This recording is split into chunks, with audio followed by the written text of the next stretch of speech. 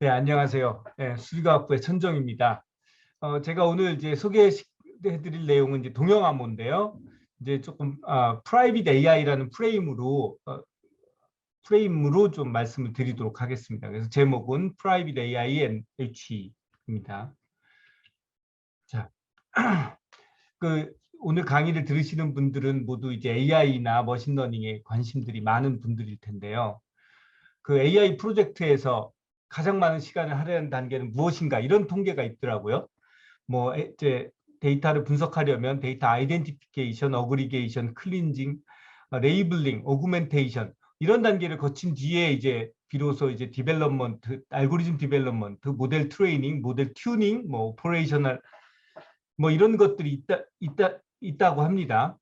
근데 우리가 이제 기계학습을 할 때는 모델 알고리즘의 이제 개발 이런 쪽에 주목을 하는 반면 실제로 일을 수행을 할 때에는 이 상위에 있는 데이터 가공에 더 많은 시간들이 소요된다고 합니다. 그러니까 우리가 이제 머신러닝의 핵심은 종종 그렇게 얘기를 하죠. 이건 사실은 데이터다. 이런 얘기들을 합니다. 그런데 이제 즉 이제 데이터의 유무가 머신러닝 혹은 AI에서 필수적인데 실제로 데이터를 수집하기는 매우 어렵고 비용도 매우 높습니다. 사용자 데이터를 수집하려고 하다 보면 이제 우리나라의 경우에는 데이터 3법, 유럽의 경우에는 GDPR, 뭐 캘리포니아의 CCPA 등 여러 법 레귤레이션들이 데이터 수집 동의를 이제 필수적으로 하도록 하고 있고요. 그런 법적 이슈가 있습니다. 또 이 데이터들을 이제 동의를 하더라도 그 데이터들을 활용하기 위해서 결합을 하다 보면 개인정보가 원치 않는 개인정보들이 노출될 위험들이 있고요. 이러다 보니까 데이터들을 구하거나 심지어 구매를 하려고 해도 쉽지가 않습니다. 이제 프라이빗 AI라는 개념은 2017년에 마이크로소프트 서밋에서 처음 언급이 됐던 것 같은데요. 프라이버시, 법적 이슈, 해킹 이슈 없이 데이터를 자유롭게 사용할 수 있도록 돕는 기술이라고 합니다. 예를 들면 프라이버시 프리저빙, 머신러닝 모델 트레이닝 이런 게 이제 한 가지 예가 되겠죠. 즉 개인정보를 보호하면서 머신러닝의 모델을 만들 수 있다. 뭐 쉽게는 이제 금고에 안에 데이터를 넣은 상태에서 일을 수행한다 이런 생각을 할 수 있고요. 또 모델 업데이트도 얘기할 수 있습니다. 개인화를 위한 모델 업데이트, 즉 뭐 예를 들어서 음성 인식 같은 것들을 트레이닝을 했을 때 이것들을 개인화해서 좀 더 애큐리시를 올리고 싶으면 그 모델을 이제 개인 정보를 이용해서 추가적인 트레이닝을 수행을 하는데 이 경우에는 이제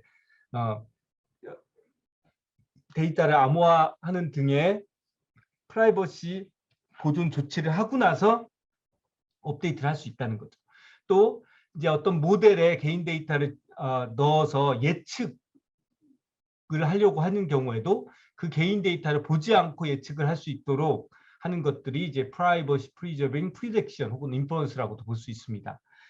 그러니까 제가 뭐 보험을 들려고 하는데 제 개인 정보를 보여주지 않으면서 제가 뭐 직장이 뭐고 연봉이 얼마인지를 그 자체는 안 보여주면서 제 뭐 보험료를 산출할 수 있다든지 이렇게 되면 굉장히 편리하겠죠.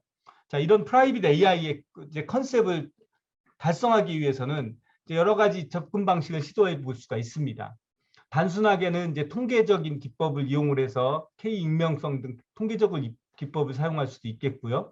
조금 전에 이재욱 교수님께서 말씀하신 이제 차분 프라이버시, 또 연합학습, 오늘 말씀드릴 동영암호, 그다음에 멀티파티 컴퓨테이션이라고 한 이제 안전한 다자간 계산 이런 기법들이 있는데요. 잠깐씩 살펴보겠습니다. 자, K 익명성은 어떤 것이냐면 이제 모든 특성이 동일한 개인이 데이터 안에 K명 이상이 존재하도록 하는 겁니다. 이거는 이제 정보이론 관점에서 누군지 절대 특정이 되지 않도록 하는 거예요.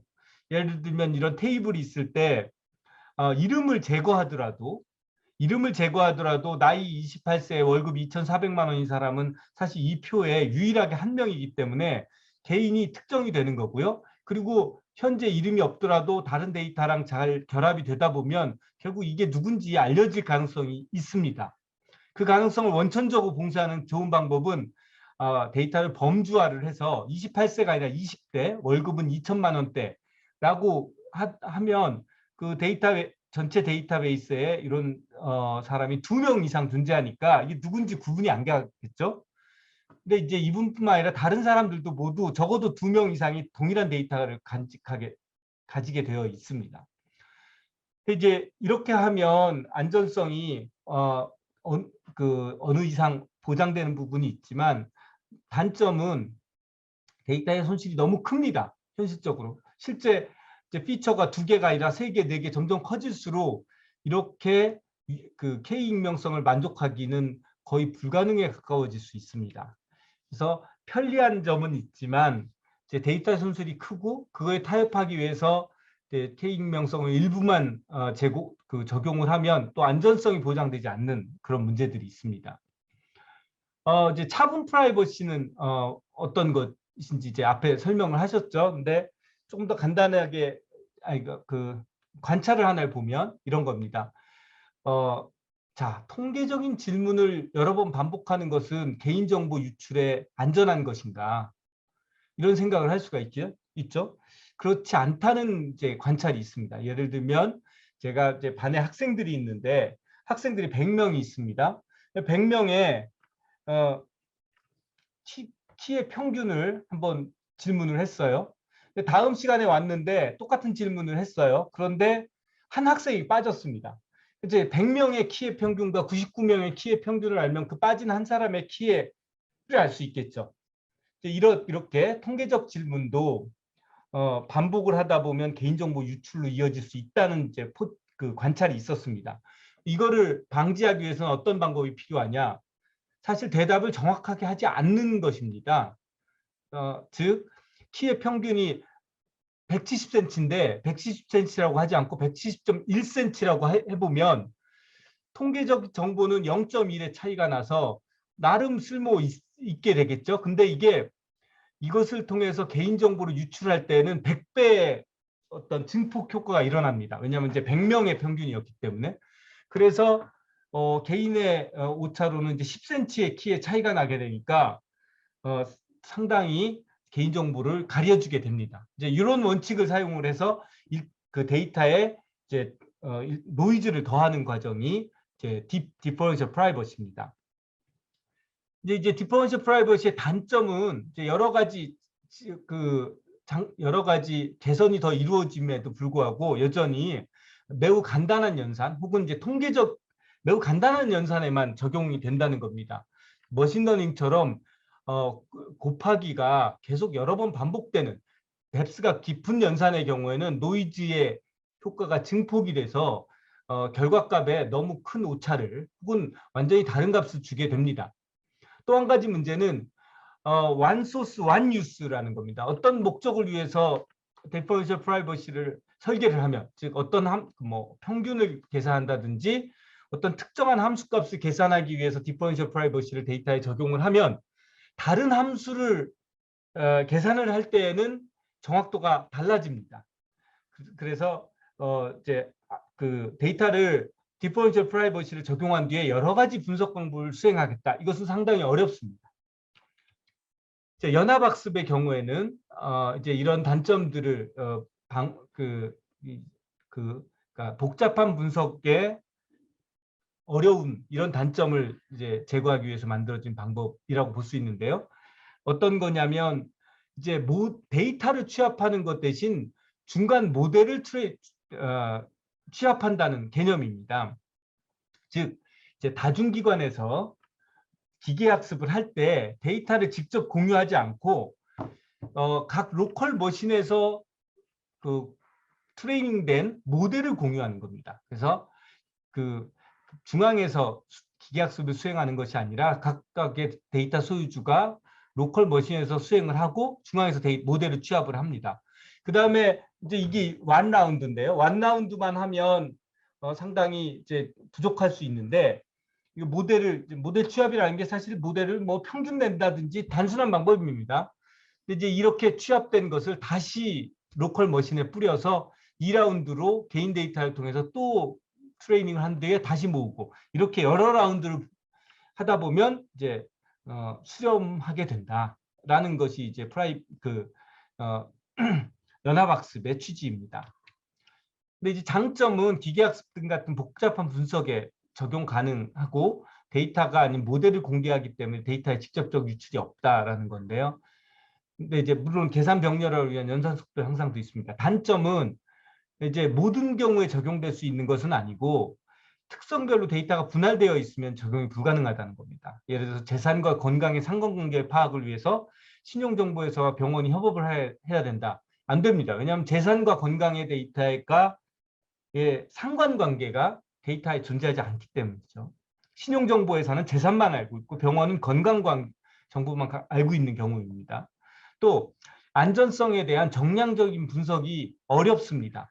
자, 모델도 개인정보로부터 도출된 거기 때문에 어느 정도는 개인정보를 담고 있을 텐데 이게 이제 얼만큼 담고 있는 건지 이게 어떤 위험성이 있는지를 파악하는 게 아직은 매우 어렵고요. 이제 물론 연구 중입니다. 그래서 그런 부분들이 한계로 적용할 것 같습니다. 그리고 또 모델 학습이 아니라 개인화 혹은 인퍼런스 등에는 사용할 수가 어렵습니다. 이게 이제 특성별로 데이터가 분할되어 있는 경우는 이런 거죠. 이렇게 위아래로 분할되어 있으면 괜찮은데 좌우로 분할되어 있으면 이제 연합학습을 쓰기 어렵다는 것입니다. 자, 이런 단점들을 해소하고 임의의 함수에 대해서 한 가지 소스로 다양한 분석을 수행하기 위해서 고려를 하기 시작한 게 암호 기술입니다. 이제 암호 기술, 그래서 그 중에서 이제 4세대 암호라고 하는 동형 암호 기술이 이제 활용되기 시작을 했는데요. 이걸 설명하기 위해서 이제 암호 기술을 간단히 말씀을 드리겠습니다. 암호는 이제 여러 가지 기법을 이제 암호라는 한 단어로 축약해서 얘기를 하기 때문에 좀 혼란스러운 면이 있는데요. 그래서 세대 구분으로 말씀을 드리겠습니다. 1세대 암호라고 불리는 것은 우리가 흔히 쓰는 패스워드입니다. 패스워드는 이제 소위 인증 기술인데요. 이거는 뭐냐면 내가 내 정보를 보호하려는 게 아니라 내가 누군지만 아닌지 정확하게 맞추려고 하는 겁니다. 그 인증, 그다음에 이제 이걸 더 나아가면 데이터의 무결성, 데이터가 변조되지 않았다는 것을 보여주는 거고, 이 인증 기술은 최근에 블록체인 기술로 발전을 했습니다. 그 인증 기술의 이제 가장 첨단 기술로 볼 수가 있습니다. 2세대 암호라고 하면 암호화입니다. 암호화부터는 이제 비밀성을 중요시합니다. 비밀성이라고 하면 데이터를 가지고 무언가를 할 수는 있지만 볼 수는 없기를 원하는데요. 즉 이거는 데이터를 전송은 하는데 이제 해커가 보면 안 되도록 데이터를 어떤 난수로 바꾸어서 전송을 하는 거고, 이때 비밀키가 사용됩니다. 그리고 이 또 동일한 비밀키가 있으면 그 난수를 이제 원래 데이터로 복원할 수 있는 게 이제 복호화라는 과정입니다. 자, 이렇게 암호화, 복호화라는 두 과정이 있고 비밀키를 이용해서 하는데요. 이거를 이제 2세대 암호, 인크립션, 시메트릭 키 인크립션 뭐 이렇게 불립니다. 3세대 암호는 인크립션 키와 디크립션 키가 동일해야 될 때 단점을 해결하기 위해서 이제 비대칭 키를 도입을 하는 겁니다. 자, 암호화 키랑 복호화 키 중 어느 것이 보호가 돼야 되는 거죠? 암호화는 보다는 복호화겠죠. 복호화를 하는 것은 사실 비밀이어야 됩니다. 근데 암호화가 꼭 비밀일까라는 생각을 해서 암호화는 이제 어떤 공개된 키를 이용해서 공개된 기법으로 암호화를 할 수 있고, 그걸 풀어보는 사람은 이제 비밀키가 있어야만 되는 것이 3세대 암호고요. 이것을 응용하다 보면 만나지 않은 사람들끼리 비밀통신을 할 수 있을 뿐더러 전자인증같이 전자서명, 전자결제 등 현대 암호에서 쓰이는 여러 가지 인증 기능들도 또 수행을 하게 됩니다. 4세대 암호는 3세대 암호의 단점을 하나를 이제 개선을 한 건데요. 어떤 거냐면 이제 2, 3세대 암호까지 가더라도 데이터를 암호화된 상태에서는 전혀 활용할 수가 없습니다. 활용을 하려면 암호를 열어야 됩니다. 자, 저희가 암호라는 것을 이제 금고라고 비유를 할 수 있는데요. 데이터를 금고 안에 넣고 나면 바깥에서 비밀키로 열기 전에는 이건 완전히 돌덩이나 똑같은 거예요. 그런데 암호, 요즘은 이제 데이터도 많아지지만 데이터의 통신도 많아져서 데이터 활용들이 커지니까 이제 암호화도 덩달아 많이 쓰입니다. 이러다 보니까 데이터를 이제 암호화하는 키도 굉장히 많아지고 아무리 안전한 암호를 쓰더라도 이 키로 여는 동안 또 해커가 훔쳐가거나 비밀키를 훔쳐가기도 합니다. 그래서 4세대 암호의 개념은 데이터를 암호화한 것을 해제하지 않고 금고 안에서 프로세싱을 할 수는 없을까? 언젠가 활용을 할 때 풀긴 풀어야 되는데 인간이 볼 때, 주인이 볼 때만 풀어보고 그 일종의 대리인이 업무를 수행을 할 때는 그냥 암호 금고 안에서 할 수는 없을까? 이게 이제 동형 암호입니다. 4세대 암호라고 불리고 이 개념은 이제 40년 전에 알려졌지만 2009년에 처음으로 안전한 동형 암호가 제안이 되었습니다. 동형 암호는 데이터를 암호화한 후 복호화 없이 연산하는 암호화계 혁신 기술로서입니다. 기존의 암호는 아무리 안전하더라도 활용하기 위해서 복호화를 할 때 이제 그 위험성이 생기는 겁니다. 데이터도 유출될 수 있고 복호하기 위해서 비밀키를 활용하니까 그것도 유출될 수가 있습니다.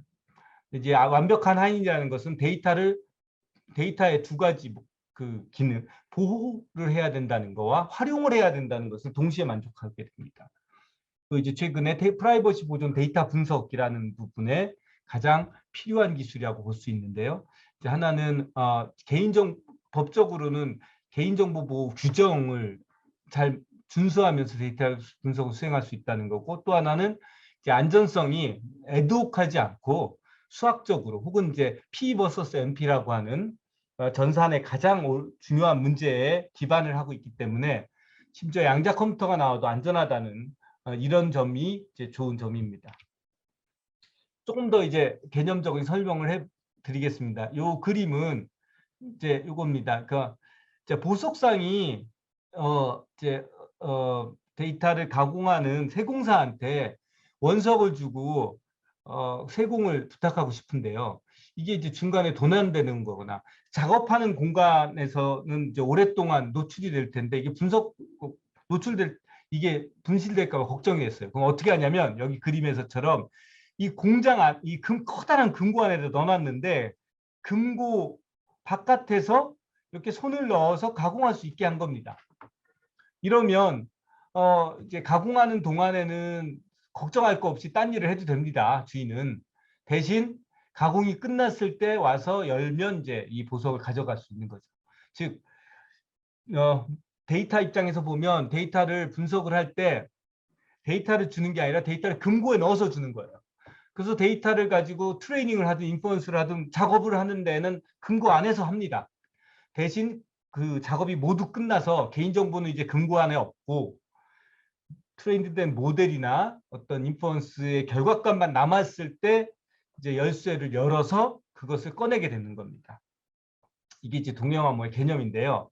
처음 나온 건 2009년에 최초의 이제 동형 암호가 나왔습니다. 조금 더 자세히 말씀드리면 동형 암호라는 것은 동형이라는 게 거울상, 영어로는 이제 혹은 수학에서는 호모모픽이라는 건데 이제 A라는 도메인에서 하는 거랑 B라는 도메인에서 하는 일이 동일한 경우에 동형이라고 합니다. 그러니까 제가 앞에서 움직이면 저 거울 속에 있는 제 그림도 움직이는 것처럼 이제 같은 모양이다라는 건데 데이터를 더했을 때 평문 스페이스에서 더했을 때 암호문 스페이스에서도 더한 거랑 해당되는 게 이제 동형이라는 건데 한 가지 연산을 이렇게 보존하는 거는 이제 한 30여 년 동안 잘 알려져 있었는데 한 가지 연산만으로는 부족하고 임의의 연산을 다 수행할 수 있는 게 뭐가 있느냐라고 얘기했었습니다. 그래서 근데 이제 논리적으로 이것을 접근하다 보니까 더하기랑 곱하기만 할 수 있으면 모든 연산들을 암호화된 상태에서 수행할 수 있다는 것을 알게 되었고요. 그게 이제 소위 튜링 컴플릿이라고 불리는 겁니다.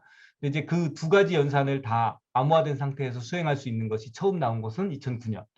이제 크레이크 젠틀이라는 이제 법학자였습니다. 놀랍게도 이제 이런 분에 의해서 처음 알려졌고 이제 이것은 개념적으로는 완전하지만 실용성은 너무 떨어져서 구현이 불가능한 거였는데 처음으로 구현이 된 건 2세대 동형 암호였고요. 이제 BGV 스킴이 주입니다. 이제 2014년에는 작은 데이터들을 조금 더 효율적으로 처리할 수 있는 동형 암호가 만들어져서 이제 CGGI라든지 TFH라고도 불리는 동형 암호입니다. 혹은 FHW라고도 불리는데요. 이제 얘는 그 연산을 하는 것이 편리합니다. 이제 비트 연산을 다루기 있기 때문에 편리한데 대신 한 비트를 암호하면 이제 10,000비트 이상으로 커지기 때문에 큰 데이터, 빅데이터 처리에는 어렵고 이제 스몰 데이터에는 상당히 좋은 효율을 보입니다. 다만 이제 그런 경우에도 예를 들어서 32비트 두 수로 곱하라. 이거는 비트 단위로 처리를 하기 때문에 너무 느려서 이제 그 로지컬 연산에 주로 효율적입니다. 근데 이런 단점을 극복하기 위해서 나온 게 이제 CKKS 스킴이고요. 이것은 이제 실수 연산, 우리가 주로 많이 사용하는 실수 연산을 효율적으로 처리하기 위해서 도입이 되었습니다. 여기서 지원하는 것은 이제 더하기, 빼기, 곱하기, 기존의 그 연산 이외에 소위 이제 나눗셈, 어떤 수를 나누어서 나누어서 나온 결과값, 목이죠. 나머지가 아니라 목을 이제 쉽게 구할 수 있는 것을 도입을 하면서 일종의 이제 사칙 연산이 다 지원되는 최초의 동영암호가 되었습니다. 그리고 또 이제 장점이 암호화된 상태에서 데이터 이제 일을 한다고 해도 모든 일을 할 수 있다고 했는데, 자, 그걸로 킬러 어플리케이션이 뭐냐라고 물었을 때 사실 별로 없었어요. 의외로. 근데 이제 머신러닝, 기계학습이라는 것이 데이터를 기계학습에 동영암을 적용하게 되면 굉장히 유용하다는 것을 알게 되었는데, 기계학습에 사용하는 연산들이 주로 이런 실수 근사 계산입니다. 그렇기 때문에 이제 동영암호랑 머신러닝이 잘 어울리게 되었습니다. 최근에 이제 여러 가지 또 오픈소스 해안이나 헬립이나 실, 펠리사이드 등이 이제 이 CKKS를 지원하고 있고요. 이제 최근에 동영암호 기반 유전체 데이터 분석 대회가 있는데요, 미국에서. 이제 여기에 있는 상위팀들이 대부분 이제 CKKS 스킴을 사용을 합니다. 이제 이것을 이용해서 어떤 일을 하는지 한번 이그젠플을 보죠. 이제 인퍼런스를 생각을 합니다. 이제 어떤 클라이언트가 자기 자신의 데이터를 주어서 이제 모델을 오너 가지고 있는 모델에다가 넣어서 결과를 얻고 싶어요. 그런데 이 와중에 데이터를 모델 오너한테 주면 개인 데이터의 프라이버시가 문제가 되죠. 그러면 모델을 클라이언트 주면 어떨까요? 대신 이제 이 모델은 또 경제적인 가치가 있을 텐데 이걸 또 보호할 수가 없게 됩니다. 즉 클라이언트가 있는 데이터와 모델 오너가 가지고 있는 모델을 결합해서 계산할 방법이 별로 없는 겁니다. 안전하게 할 방법이. 이럴 때 어떻게 하냐면 동영암호를 사용을 합니다. 어떻게? 데이터를 암호화해서 줍니다. 그럼 암호화된 데이터를 모델이 가져가는데 기존의 암호 같은 경우는 이것을 이 시크릿 키로 풀어서 데이터를 가지고 와서 이제 계산을 합니다. 즉 통신로는 보호하지만 계산 과정에서는 보호를 못하는 건데요. 동영암호를 사용한다면 이거를 암호화된 상태 그대로 모델에 집어넣어서 계산을 하는 겁니다. 그럼 결과값도 여전히 금고 안에 있습니다. 인크립티드 리절트죠. 그 결과를 이제 클라이언트에 제공을 하는 거고요. 그럼 클라이언트는 이것을 자기가 가지고 있는 비밀키로 열면 이제 결과를 얻게 됩니다. 자, 이 과정에서 모델 오너는 일을 해줬지만 내가 클라이언트의 데이터를 볼 수는 없었던 거죠. 이게 이제 프라이빗 AI의 시큐어 인퍼런스 케이스가 되겠죠. 뭐 이런 걸 어디에 쓸 수 있을까요? 예를 들면 의료 이미지 분석에 적용을 해보죠.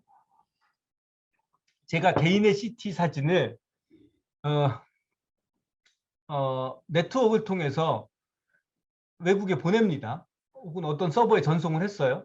그러면 이제 그 서버에서 환자의 사진을 보지 않고 그냥 프로세싱을 해서 자동화를 해야 됩니다. 물론 이 경우에 이제 사람이 보는 경우에는 암호화된 상태에서 사람은 볼 수가 없으니까요.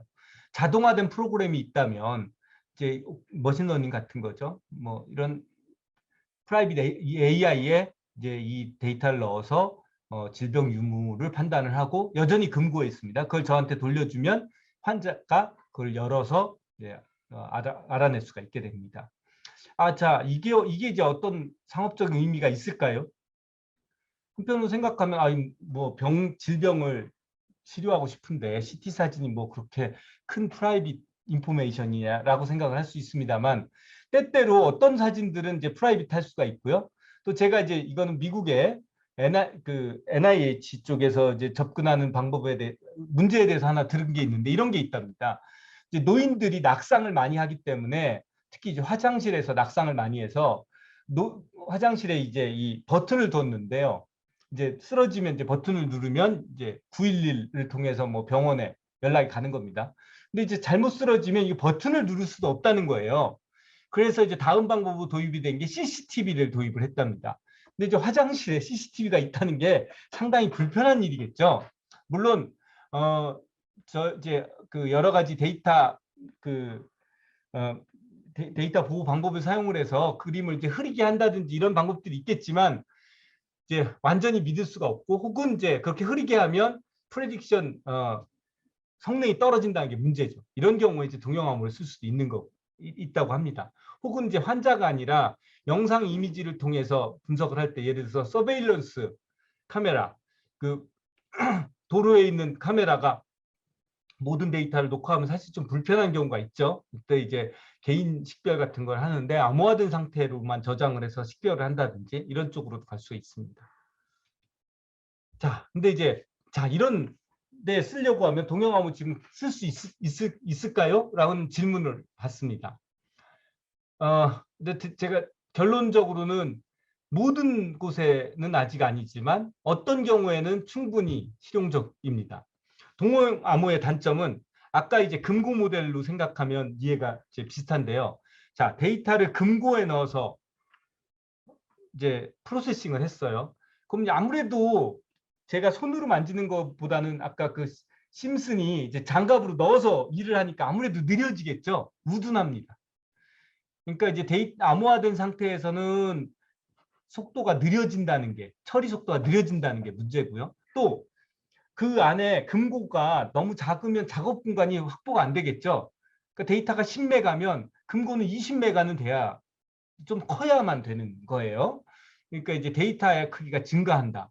그리고 또 이제 다양한 연산을 못하고 손 두 개로 지금 더하기랑 곱하기 손으로 CKKS 같은 4세대 암호는 이제 나누기가 있다고 하더라도 어떻든 제한된 수단으로 일을 수행하기 때문에 이제 비선형 함수 같은 것들의 처리가 좀 어렵습니다. 근데 이제 현재 이제 해안이 이것들에 대해서 좀 더 장점을 주는 거는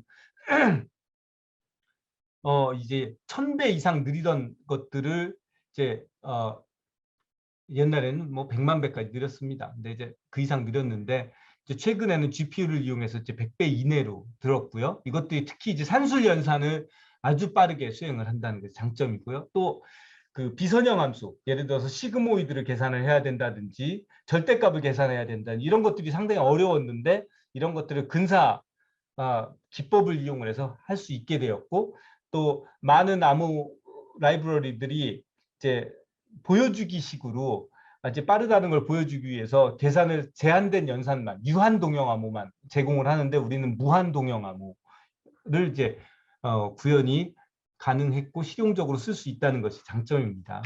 실제 동형 암호의 속도가 이렇게 발전을 했습니다. 처음 구현을 한 게 2011년인데 이때는 한 비트를 처리하는데 30분이 걸렸으니까 어마어마하게 느린 거죠. 이건 말도 안 되는 얘기로 보여집니다. 이 시간은 로가리드믹 스케일입니다. 초에 세컨드에 이제 그렇게 됩니다.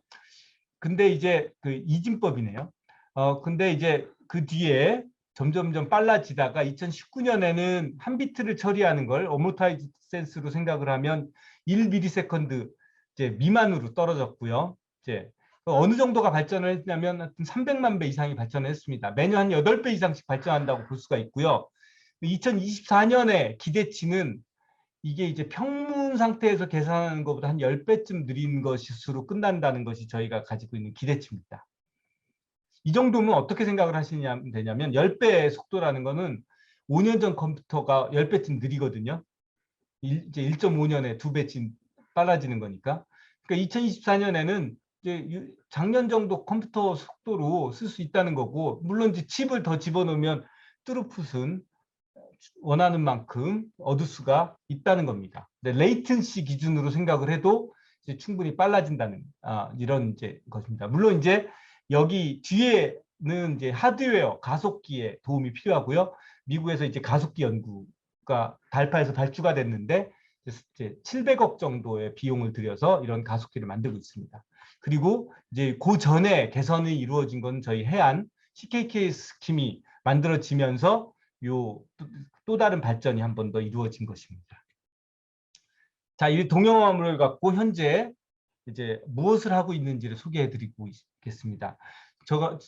저한테 이제 동영암호가 언제 실용화되느냐에 대한 질문을 많은 분들이 하셨습니다. 몇 년 전, 여러 해부터. 사실 저는 이제 한 2011년에 이제 처음 동영암호를 연구를 하기 시작을 했는데요. 너무 재밌었어요. 근데 2014년, 15년쯤에는 이제 실용화가 될 거라고 생각이 됐는데 사실은 그렇게는 아니었고요. 10년이 걸린 것 같습니다. 근데 이제 지금 질문을 하면 이미 실용화가 됐다고 말씀을 드릴 수 있습니다. 이제 요 네 가지 사례를 설명을 드리겠습니다. 코로나 동선 안심위는 서울대 학생들은 잘 보시면 이미 공문을 받으셨을 겁니다. 저희 수업에 들어갈 때 제가 코로나 위험성이 있는지를 체크를 해서 서로의 안전성을 보장해 주자라는 취지로 만들어진 겁니다. 이건 뭐냐면 제가 지난 일주일 동안 돌아다니면서 코로나 환자와 접촉한 적이 있는지, 코로나 확진자와 이걸 알려주는 앱입니다. 방법은 뭘까요? 코로나 확진자의 동선은 정부가 가지고 있고 저의 동선은 제가 가지고 있습니다. 개인정보를 희생한다면 굉장히 간단하게 둘의 데이터에 인터섹션을 취해보면 간단한데 아까 인퍼런스의 사례처럼 그건 이제 둘 중에 한쪽이 데이터를 공유해야 됩니다. 확진자 데이터 공개되는 거 아니야?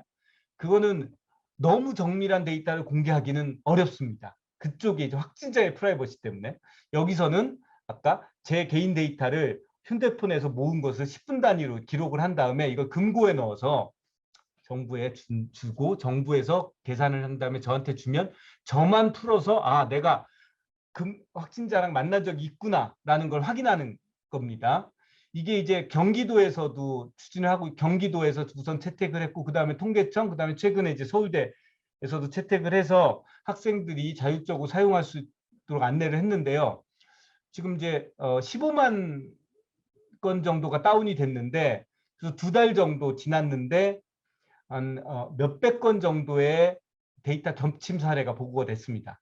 요거는 이제 그 코로나 동선 안심이라고 학생들이 들어가서 이제 뭐 플레이스토어 등에서 이제 다운을 받을 수 있는데 거기서 보면 이제 이제 개인정보를 보호하면서 이렇게 활용할 수 있고요. 근데 이제 아까 말씀드린 듯이 거기서 들어가면 이제 통계적인 정보를 제공할 수도 있고 그것마저도 제공 안 할 수도 있습니다. 어느 경우나 다 원활하게 쓸 수가 있는데 통계적 정보를 제공한다고 동의하신 분이 반 정도였는데 그분들도 이제 누군지는 모르죠. 그냥 겹침한 적이 있었는지를 이제 모았는데 그 정도가 모아졌었습니다. 그래서 이제 그러니까 여러분들이 뭐 미팅을 세미나를 한다든지 수업을 한다든지 할 때 이것들을 깔아서 자기 동선이 클린하다는 걸 확인을 하면 서로 이제 안전성을 좀 높일 수 있을 것 같습니다. 비슷한 사례로 이제 미국에서 마이크로소프트가 패스워드 모니터에 이걸 도입을 했었습니다. 이건 뭐냐면 제가 패스워드를 치고 나면 이 패스워드가 해킹된 패스워드인지를 알려주는 서비스들이 요즘 있어요. 왜냐하면 이제 이거는 안전하지 않은 패스워드니까 쓰지 마세요라고 했는데 옛날에는 그게 이제 길이만 보고 얘기했다면 요즘은 해킹된 패스워드들의 딕셔너리들이 많이 공유되고 있기 때문에 거기에 있는 건지를 이제 확인해 주는 건데요. 문제는 이제 확인하는 과정에 패스워드를 마이크로소프트가 본다는 거죠. 그래서 얘네들은 이걸 암호화된 상태로만 패스워드를 제공을 해도 내가 확인을 해주겠다라는 서비스를 하고 있습니다. 마이크로소프트 엣지에서요. 또 다른 거는 이제 조금 더 상업적으로는 프로드 디텍션에도 활용할 수 있습니다. 프로드 디텍션은 뭐냐면 이제 그 은행을 사용하는 혹은 신용카드를 사용하는 사용자들이 어떤 이제 뭐 거래를 요청을 했을 때 이게 사용자가 맞는지 아니면 잘못된 거래인지를 맞춰보고 싶은 건데 이러려면 많은 이제 금융기관이 가진 데이터들을 혹은 그 비금융 데이터까지 결합을 해서 예를 들어서 위치 데이터까지 결합을 하거나 그러면 이 사람이 한국에 있는데 미국에서 쓰고 있네? 이상하다. 이렇게 할 수가 있습니다. 이렇게 데이터를 결합하게 되면 그 개인의 동선을 비롯해서 너무 많은 프라이빗 데이터들이 노출되기 때문에 훌륭한 목적에도 불구하고 이제 어려움이 있었는데 이걸 이제 동영암호화된 상태에서 개인 데이터를 결합을 해서 이제 수행을 했습니다. 이제 이거는 이제 또 한국 사례인데요. 지금까지는 일종의 인퍼런스라고 볼 수가 있습니다. 개인 데이터를 보호하면서 뭐 예측이나 추정을 했었는데요. 데이터를 분석하는 건 어떻냐? 사실 사례로 보면 분석에 대한 니즈가 훨씬 더 많이 있습니다. 데이터를 이제 모아서 분석하고 싶은데 이게 이제 그동안 별로 거의 유일한 사례인데요. 이게 왜 그러냐면 동영암호의 속도 때문에 이제 수행 어려웠었습니다. 저희가 이제 CKKS가 가진 이제 빠른 속도를 이용을 해서 국민연금공단과 KCB가 가진 이제 신용정보 데이터를 결합을 해서 분석을 했었습니다.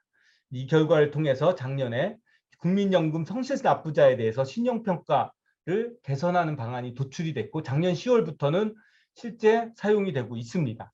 실용화가 작년에 처음으로 됐다고 볼 수가 있습니다. 연치 최근에 나온 사례인데 이거는 정확히 동영암을 쓴 사례는 아닙니다만 앞으로 동영암으로 쓰게 될 것 같습니다. 이제 애플이 이제 차일드 프로텍션을 위해서 이제 프라이빗 셋 인터섹션을 도입했다고 지난주에 발표를 했습니다. 이건 뭐냐면 아이들의 위치 정보와 이제 범죄자들의 위치 정보를 인터섹션을 해서 위험성이 있으면 알려주겠다는 건데요. 이 경우에도 이제 개인정보 유출 때문에 원활하지 않은 문제가 있었고 이런 걸 이제 동영암으로 사용을 하면 쉽게 해결을 할 수가 있습니다. 이제 이런 얘기들을 좀 모으면 이런 그림으로 얘기를 할 수 있을 것 같습니다. HE 컴퓨팅이라고 얘기할 수 있을 것 같아요. 이건 뭐냐면 개인정보 보호와 빅데이터 활용이라는 상충된 목표를 달성할 수 있는 정보 기술적 해법이라고 말할 수 있는데요. 이제 데이터는 활용되고 싶어 합니다. 이게 경제적으로 중요하고요. 그런데 규모의 경제가 적용되기 때문에 데이터가 결합될수록 더 가치가 커져요. 근데 이제 결합이 될 수 있을수록 데이터 보호가 취약해집니다. 이것은 이제 이 트레이드 오프를 깰 수 있는 것이 이제 정보 기술이고 이 동영암호가 그 역할을 합니다. 암호화된 상태에서 데이터를 활용을 하면 데이터가 결합이 되더라도 데이터의 보호가 약해지지 않습니다. 그래서 여기서 보면 우리가 가지고 있는 여러 디바이스들이 혹은 클라우드에 있는 데이터들이 다 암호화된 상태에서 처리가 되고 그것이 이제 어떤 개인이 혹은 데이터 소유주가 볼 때만 디크립트가 돼서 이렇게 이제 제공되는 이런 이제 방법의 이제 HE 컴퓨팅이라고 볼 수가 있습니다. 이게 이제 이제는 이제 HE 컴퓨팅의 시대가 다가왔다고 볼 수가 있겠고요. 이제 리스트 뉴스를 조금 소개하면서 마무리 짓겠습니다. 조금 전에 이제 달파 얘기를 말씀드렸는데 이제 뭐 인공지능이라 음성 인식이라든지 마우스라든지 뭐 초음속 여객기라든지 여러 가지 이제 혁신적인 기술을 만든 기관이죠. 여기서 이제 동영암호 하드웨어 과제가 작년에 나왔는데 이제 과제의 타겟은 그렇습니다. 이제 로지스틱 리그레션에 하고 이제 CNN의 인퍼런스와 트레이닝을 수행하도록 했고 이제 데이터셋은 7레이어 CNN C-10으로 정해져 있습니다. 그래서 이게 4년 동안 이제 연구를 한 끝에 나올 목표물로는 이제 10x 수준. 그러니까 평문 상태에서 1시간 걸리는 게 암호화된 상태에서는 10시간 이내에 수행이 되는 그런 칩 하나를 만들려는 것입니다. 이제 표준화도 진행이 되고 있는데요. 2017년에 마이크로소프트에서 처음 시작을 해서 표준화 워크숍이 열리고 있습니다. 올해는 서울에서 이제 11월에 열릴 예정입니다. 여기서 이제 진행된 결과를 통해서 ISO 표준이 진행되고 있습니다. 워킹 드래프트가 이제 올 가을쯤에 나올 예정이고요. 이제 표준 확정은 3년 후 2024년에 표준이 확정될 예정입니다. 표준으로 제한된 거는 2세대 암호, 3세대 암호, 4세대 암호 이렇게 CKKS 포함해서 4종의 암호가 이제 리스트업이 되어 있습니다. 이제 여러 글로벌 기업들이 이제 동영암호를 시작을 했는데요. 동영암호의 공급자라고 볼 수 있는 이제 IBM이나 마이크로소프트, 인텔 등은 이제 동영암호 라이브러리, 헬립, 실 뭐 이런 것들을 만들고 있고 인텔은 이제 하드웨어를 만들고 있고요. 저 컴파일러 즉 이제 편리하게 사용할 수 있도록 에바, H 트랜스포머 등을 만들고 있고, 그다음 이제 여러 가지 서비스로 크레딧 레이팅이라든지 패스워드 모니터 뭐 이런 것들을 출시하고 있습니다. 또 한편은 흥미로운 것은 이제 동영암호의 이제 사용자라고 할 수 있는 데이터 기업들도 이제 페이스북, 아마존, 구글 등도 동영암호에 대해서 시작을 했는데요. 그래서 뭐 페이스북 같은 경우는 HE 컴파일러 혹은 이제 메신저에 동영암호를 쓰겠다라고 쓰는 거 아니냐라는 기사가 나와서 또 지난주에 또 이슈가 많이 됐었습니다. 그 이유는 이제 페이스북에서 동영암호 연구자를 헤드로 페이스북 리서치의 웨스트 파트에 이제 헤드로 데려가면서 그런 이제 소문들이 뉴스로도 나왔었습니다. 그래서 이제 앞으로 요 사용자들이 동영암호를 사용하는 것들이 이제 점점 뉴스로도 나오고 있고, 뭐 리크루트를 많이 하고 있습니다. HE 엔지니어, HE 사이언티스트 하면서. 그래서 동영암호에 관심 있는 분들은 이제 여러 가지 기회들이 있을 것 같습니다. 또 이제 스타트업들도 여러 가지 생겨서 이제 작년에 2020년에 뭐 200밀리언 정도, 20 밀리언 정도의 투자들을 이렇게 받은 것 같습니다. 그래서 듀얼리티, 인퍼 등은 동영암호 원천 기술을 연구하는 거고, 인베일은 이제 이걸 이용한 보안, 코로나미는 칩, 이제 K 프라이버시는 이제 동영암호를 이용한 응용 서비스, 뭐 이런 것들을 이제 뭐 인크립트 러닝 플랫폼 대부분 비슷한 얘기들을 합니다. 이런 것들을 이제 제공하고 있습니다. 자, 이제 동영암호를 중심으로 해서 이제 프라이빗 AI도 말씀을 드렸는데, AI의 연구자나 기업을 돕기 위한 기술이라고 볼 수가 있고 데이터의 장벽을 해결할 수 있는 도구라고 생각이 됩니다. 그것에 이제 가장 좋은 툴은 동영암호인데, 그 이유는 이제 유니버설 툴, 원소스 멀티플 유스가 가능한 유니버설 툴이고, 레귤레이션에 우려가 없고, 또 이제 안전성에 대한 이론적인 보장이 이루어진다는 거고요.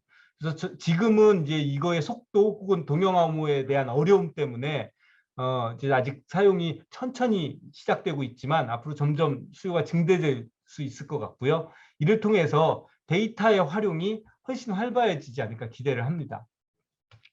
오늘 들어오신 분들은 학생들도 많으실 것 같아서 이제 리서치 디렉션을 마지막에 한번 적어봤습니다. 가장 기본적으로 이제 동영암호를 만들거나 고속화하는 건데, 동영암호를 만드는 일은 이제 상당히 많이 세츄레이트돼서 혁신적인 일들이 있을 수 있을지 조금 이제 많이 정리가 돼가는 겁니다만 있을 수 있습니다. 예를 들면 엘즈브라 뭐 상수배가 빨라야 된다든지 행렬 연산이 효율적인 동영암호 같은 것들도 생각해 볼 수 있을 것 같고요. 다만 이제 현재 나온 동영암호를 고속화하는 알고리즘, 소프트웨어, 하드웨어 등은 지금 단계에서 굉장히 활발하게 연구되고 있고 중요한 영역입니다. 또 동영암호만 중요한 게 아니라 동영암호와 같은 상태에서 계산하는 알고리즘들이 필요한데, 예를 들어서 A와 B의 맥시멈을 계산한다 그러면 더하기 빼기 곱하기 나누기를 갖고 이걸 계산을 해야 됩니다. K가 무한대로 가면 A가 클 경우에 이거 A가 남겠죠. 큰 K에 대해서 이런 걸 계산한다는 거고, 이 얘기는 뭐냐면 임의의 계산을 다항식으로 바꾸는 작업들이 필요합니다. 근데 이게 우리가 처음 한 게 아니라 300년 전에 뉴턴도 했었고요. 사실 머신러닝도 대부분의 계산을 다항식, 더하기랑 곱하기 갖고 처리를 하기 때문에 익숙합니다. 근데 이제 조금 다른 속도 비율이 있는 거고요. 또 편의성을 위해서는 HE 컴파일러 연구가 이제는 중요한 것 같습니다. 그래서 이제 프로그램 랭귀지라든지 이런 쪽에서도 중요한 이슈로 부각되고 있습니다. 그리고 또 무엇보다 중요한 것은 이런 도구가 나왔을 때 어디에 적용하면 좋을 것이냐. 이게 아주 흥미로운 분야로 나와 있습니다. 어떤 분야에 적용하면 좋을까요? 데이터를 얻을 수 없어서 일을 못하는 경우, 데이터를 보호할 수만 있으면 큰 이익이 있는 경우, 그런 경우에 모두 적용될 수 있을 것 같습니다. 그래서 데이터의 프라이버시 때문에 잘 안 되던, 아까 뭐 데이터의 인터섹션 같은 거죠. 그런 분야들은 이제 이 동영암을 활용할 수 있기 때문에 이런 분야들이 있으면 동영암을 활용해서 해보시기 바랍니다. 뭐 최근에는 매뉴팩처링에도 이제 스마트 매뉴팩처링이라 해서 동영암호가 도입이 된 사례가 있습니다. 그래서 생각보다 굉장히 다양한 분야에서 활용될 수 있을 거라고 생각됩니다. 자, 동영암에 대한 정보가 더 필요하시면 홈오피 인크리션 .org는 표준화해서 만든 여러 가지 문서들이 있고, ihean.org, 그 다음에 이제 저희 스타트업인 이제 크립토랩 COKR 여기에 들어가시면 추가적인 정보를 얻을 수 있습니다. 감사합니다.